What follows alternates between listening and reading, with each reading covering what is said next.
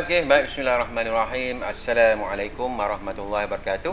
Okey, perkongsian untuk hari ini berkaitan Cisco Webex. Bila kita nak buat satu program secara online, okey, kita akan create pada schedule meeting dahulu. Klik, okey, dia keluar ni, sign meeting ni kita tukarlah kepada contohnya program apa? Program kepimpinan apa, contohnya pengawas. Okey, 2021. Okey, masa bermula pada bila, contohnya kita buat 7 hingga 7 daripada pukul 8.30 sehinggalah contohnya habis pukul 11. Okey, kemudian di bahagian ni dia ada meeting one time meeting link dan password kita masukkan 1 2 3 4 je lah. Okey, kita masukkan contohnya tajuk program, kemudian tarikh, masa. Tu kita masukkan sendirilah. Dah siap, klik advanced setting. Apa yang ada ni? Okey, always mute. Bila dia masuk, mute terlebih dahulu. Schedule option, enable breakout. Okey, ataupun sini okey, attendance ataupun murid boleh masuk sebelum bila, contohnya sebelum 5 minit ataupun 15 minit. Dia boleh masuk awal lah. Okey, kemudian dah siap, back, dan dah siap tu. Ni dah semua dah ada. Ni adalah yang dah siap semua. Kita klik pada save lah, klik pada schedule, klik schedule. Dan di sini dia akan ada lah untuk program yang kita telah letak tadi. Okey, sekarang ni kita masuk dalam ni. Macam mana kita nak masuk? Double klik je. Double klik. Okey, klik dalam ni. Okey, dia akan ada now. Okey, walaupun dia bermula 7 esok, kita boleh klik pada now. Boleh terus masuk dalam macam kita gunakan Google Meet. Kita boleh klik start meeting. Okey, kita sekarang ni dalam Meet lah. Okey, sekarang ni macam mana kita nak berikan kepada murid? Okey, selain daripada kat dalam ni, kita juga boleh berikan. Okey, kalau di bahagian ni dia ada copy meeting link. Kita boleh copy dan masukkan dalam WhatsApp, dalam Telegram. Jadi murid kita bila masuk, kalau contohnya melalui laptop, PC, kalau tak nak download, murid boleh cancel dan join from browser. Okey, masukkan nama, masukkan karakter VFM Q5C. Okey, murid akan join as guest. Okey, join meeting. Okey, maknanya murid telah masuk secara auto tanpa admit. Tu memudahkan kita lah bila melibatkan peserta yang ramai. Murid terus masuk tanpa kita kena admit setiap murid. Okey, sekarang ni melalui kita tadi, saya minimize.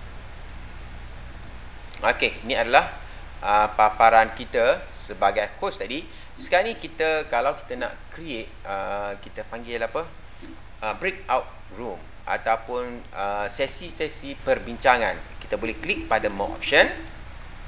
Okey, dalam ni dia ada enable breakout room session. Kita klik pada enable. Dan contohnya kita nak buat berapa sesi untuk kumpulan perbincangan. Okey, contohnya ada 8.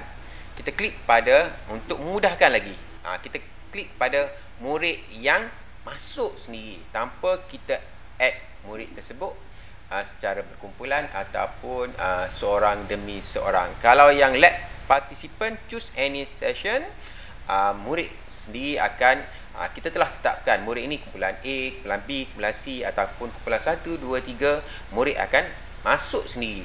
Okey, klik pada create assignment dan kita klik pada start. Yang ni kita boleh rename lah. Contohnya breakout session 1 ni kita boleh rename kepada kumpulan 1. Kemudian yang 2 ni boleh rename kepada kumpulan 2, contohnya kumpulan 2 dan seterusnya. Boleh rename. Okey, yang ni pun boleh rename kumpulan 3. Okey. Start. Dah rename semua, kita klik start breakout room. Klik start dan kita boleh pangkah lah. Dan kita sebagai admin, kita adalah host, kita boleh join mana-mana sama dengan murid. Okey. Saya akan buka paparan murid. Okey, ini adalah paparan murid. Okey, paparan murid untuk murid join dalam mana-mana kita panggil breakout room tadi. Murid klik pada participant. Okey, kat sini dia ada breakout session has start. You can join any session. Okey, contohnya murid klik pada show all. Show all. Jadi murid boleh masuklah mana-mana. Contohnya murid masuk kumpulan 2. Klik join. Okey, sekarang ni murid berada dalam kumpulan 2. Okey, ataupun murid nak masuk dalam kumpulan lain. Klik pada show another breakout session. Okey, murid masuklah kumpulan 8 dan seterusnya. Okey, itu memudahkan kita lah. Tak perlu add murid dalam kumpulan tertentu. Okey, seterusnya dah selesai murid berada dalam breakout ni, dah habis tempoh yang ditetapkan, murid boleh klik pada back ataupun kita sebagai host kita boleh stop. Okey, contohnya ini adalah paparan kita sebagai host, kita boleh stop.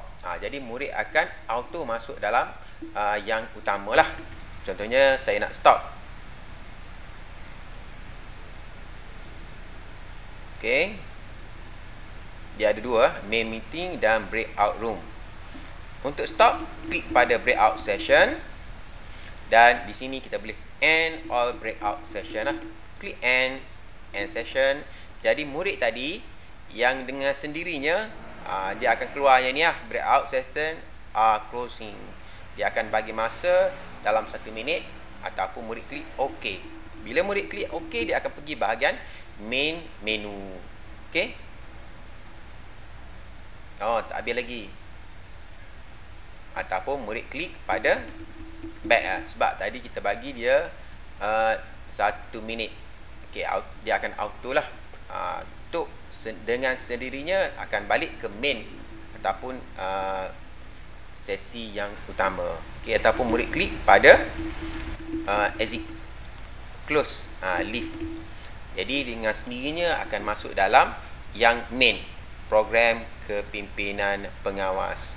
Okey, itu adalah perkongsian untuk kali ini bagaimana kita nak memudahkan supaya murid boleh join satu-satu program online menggunakan Cisco Webex tanpa admin ataupun host admit terlebih dahulu. Dan murid boleh masuk bila tiba satu masa perlu perbincangan dalam kumpulan yang kecil, murid boleh masuk pilih kumpulan masing-masing yang telah ditetapkan. Kalau tak, admin ataupun co-host perlu tarik murid tersebut masuk dalam satu-satu kumpulan. Okey, sekian untuk perkongsian kali ini. Assalamualaikum warahmatullahi wabarakatuh.